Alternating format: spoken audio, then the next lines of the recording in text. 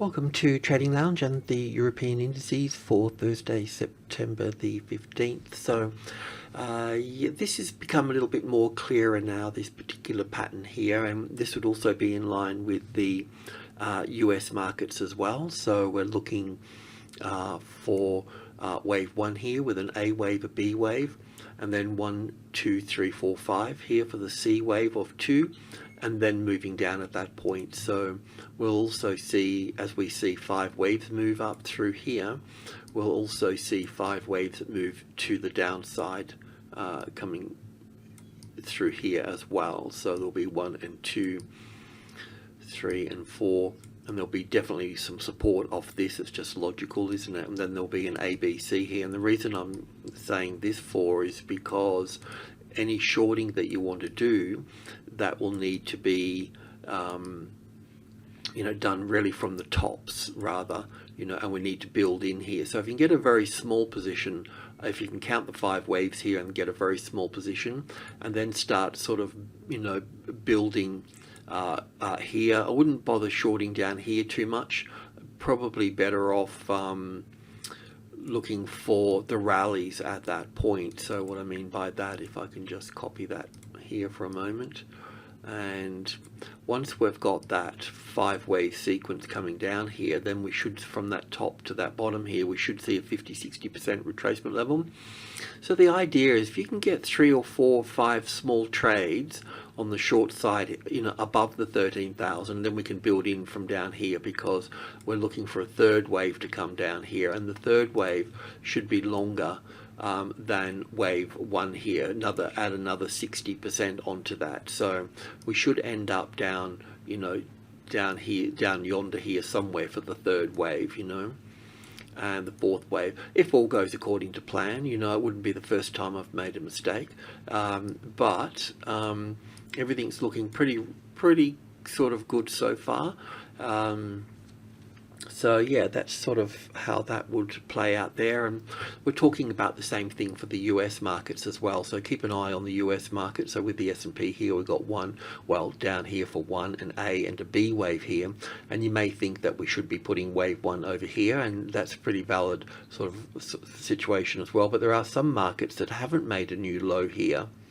So for the timing, bringing the consensus in for STOXX and indices, we have to go with the count that's going to be the majority, the consensus of it all. So but if I was wrong, then the 5 waves up here would be the A wave, back for a B wave, and up for a C wave. And that's why it's very important to have very small positions, so you can manage any exposure that's there, and can stay in the market a bit longer at that point.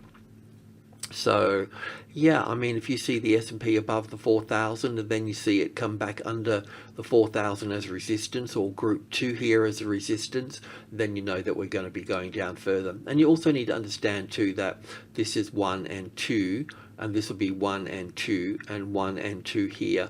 So these wave 2s, they can come back and do a bit of damage. So be careful that you don't overtrade, and this is what I'm saying here.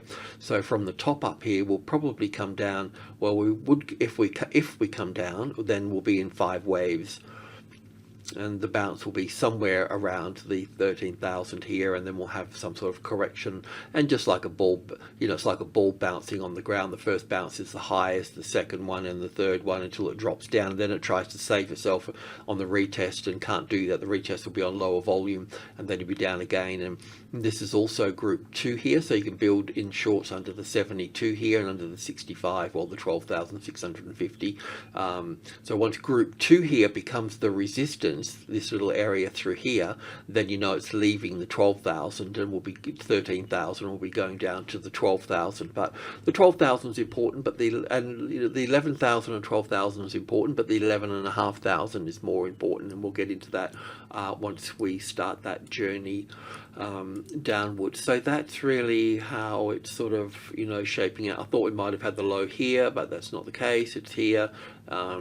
So a slight adjustment on that, but yeah, we'll just keep going with this. And it's the same for the Euro Stock 50 here as well. So we should be looking at, I mean, it's possible we could have the A, the B and the C here and fail from here. So the same with the what's the name as well. We need to be short under here for that. But otherwise, we'll be seeing 1 and 2 and 3 and 4 coming across here and up for 5 here, and then coming down again here. So if it trades up here and you can see that the 600 becomes the resistance, you know, with the classic trading levels pattern here for that, really locking under there and then making new lows over this side, then you know that you need to be on the short side at that point. Now the FTSE is a bit of a different thing, bit of a different beast, but and I may need to change it, but I'm just going to stay with this for the time being. We're looking at a triangle pattern here, and we're also looking at wave 1 coming to the downside here, and wave 2 coming back, so it'll come back up here further. We can come down for wave 3, 4 and 5 coming down here like this. Wave E can break this triangle quite easily and find this support back down here at the 7,000, and then have a move up here, and then have a move down. Now this will be in line with the count that we've got on the S&P. If I'm wrong here, what will happen is we'll get 5 waves down here, 3 waves back, and then we'll come down again from this point. And that's the other count we've got on the S&P as well. So you need to watch the S&P video to sort of understand that a little bit. But that's the situation, and I think we're on 5k ticks here for this. So the top of the B wave here, which will be that B wave here. We're looking down here for this, so we're looking at, I'll go in and check, but I'm just assuming that, that we're going to get a little 5 wave pattern here, and then we're going to come down for 5 waves, have a bounce back in 3 waves, and then drop down again. So you can short the B wave here, you can do all sorts of things. You can short it up here further, you can short it under here, you can short it under here. Yeah, I just want to check on this, so let's just I think it's right, looks okay. Right, so this is the whole trend down. Give me a sec. 1, 2, 3, 4, 5. So it's 1, maybe wave 1 and 2 here. Then 1, 2, 3, 4, 5 for 1 of the third wave. The second, the third of the third. The A, B, C, 4 here, and this is the 5th wave here. Is that making another low there? Not that it really matters. At the point we're close enough to getting that right. Okay, so that's all good. So we can look at this as the correction here, and that looks like 5 waves coming up here. Nice strong third wave in the middle here. So yeah, I mean, far as the crow flies, we need to be sure. If we've made a mistake, we need to be short under here for that. But otherwise, we should be coming down and then up into the 3rd wave, 4th wave and 5th wave, and then crashing down at that point. 1, 2, 3, 1, 3, an A. It doesn't really look like it there, does it? Maybe I need to take it over here in some other sort of triangle pattern in here for that wave 4. No, that's still not going to give me enough, is it?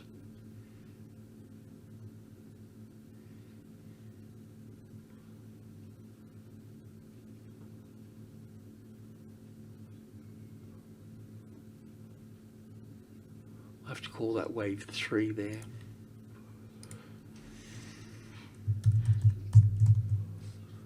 And that's the ABC for wave 4.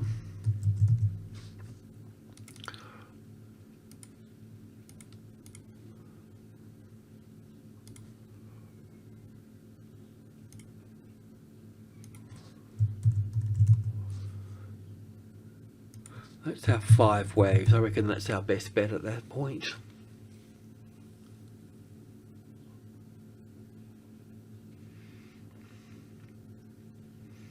Okay, I'll leave it at that anyway. So, yeah, the other good thing too is you just take this to the low here. We're looking for it to come back to the 50-60%, but it may not get that far back. One of the important things here is that I want to explain is that all these ratios are important, right? So, normally look for the 50-60%, but we can see that the market's stalling at this one here. We can see that it was important over here. We can see that 38.2 is important over here, so that will capture our third wave and fourth wave back, and then so we might just come to the 50% here. So that means we would also need to be looking to short sort of under the fourth wave here, or this will also be 5 waves down here. So getting the first drop here, and then it's going to try to retest here. So then you want to be under that retest there. But you see, you could end up, if you can't count your 5 waves up there, sometimes it's easy, sometimes it's hard. So you might be under this one here, but then try to move it up to the next one. Bit like coming up here for this 5th wave here, where we're currently under the low here, and we're bringing it under this one, then we've got 5 little waves here, 1, 2, 3, 4, 5, so that'll be your third wave. So I'll bring it up under here. And then see up here how you've got that first drop here.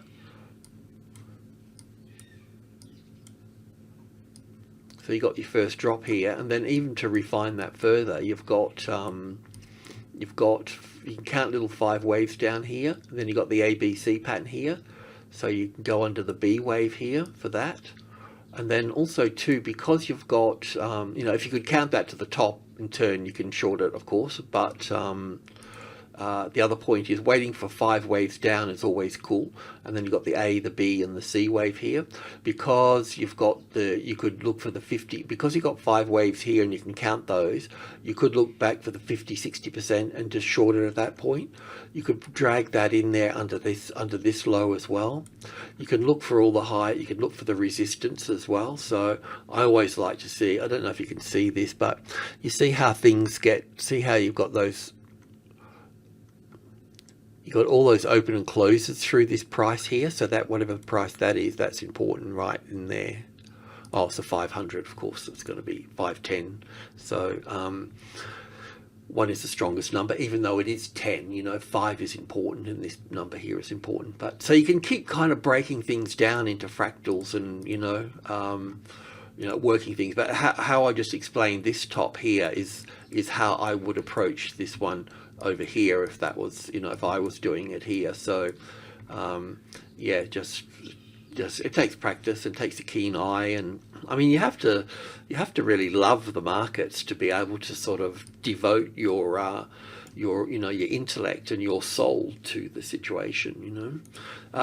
Anyway, over to the dollar index here. I'm starting to think that I haven't got the top of the market in, and I was never that sure about it anyway, but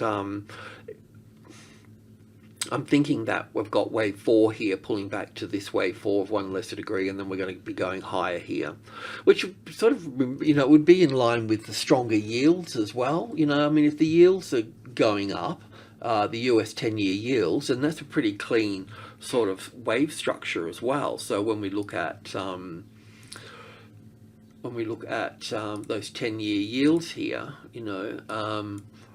it's pretty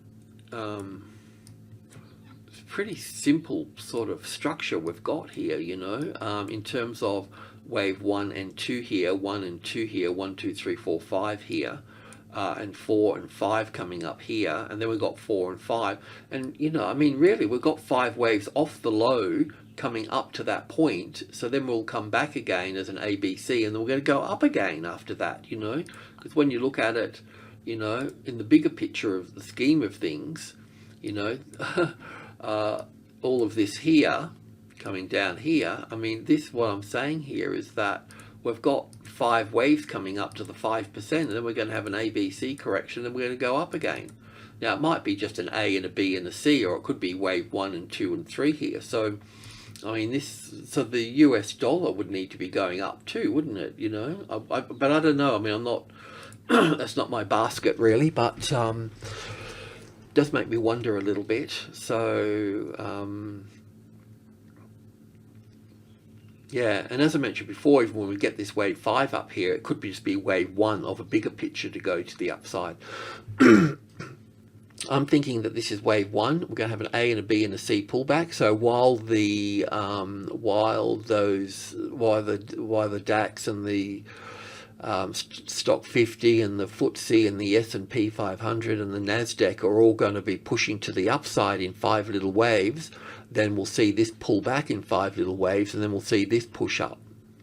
So you go long here above that, or short. Once that pulls back and it exposes that top there, then and that gets triggered in this move up here, then you can, you know, go short on the other markets.